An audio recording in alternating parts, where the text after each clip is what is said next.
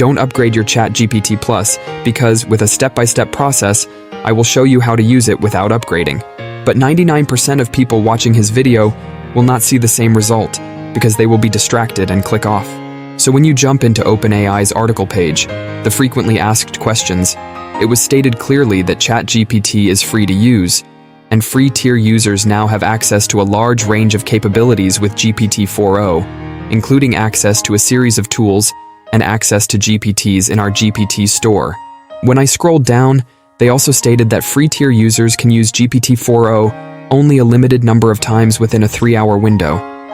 We'll notify you once you've reached the limit and invite you to continue your conversation using GPT 3.5 or to upgrade to Chat GPT Plus. You can read the article yourself from their platform.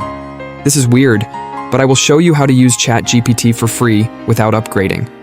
So the pricing plan is $20 per month to access GPT Plus, and I am going to show you how to get it for free. Don't forget to subscribe and turn on the notification bell for more videos like this.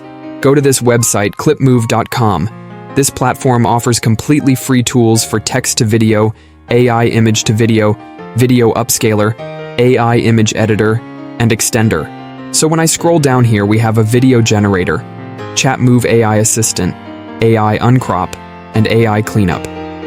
For the sake of this tutorial, we will be focusing on ChatMove AI Assistant. I will click on that, and we have to add it to our extension, which is free. And on this page, click on the Get button to download it. You can select the model of GPT you want, which is free to use in various forms.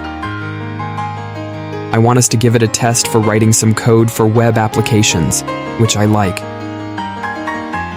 Wow, that's amazing. You can see that it has generated the code in seconds. By the way, I tried to download ChatGPT 4o on the desktop for free. Click the video on your screen to learn how easy and simple it is, and don't forget to subscribe for more videos like this.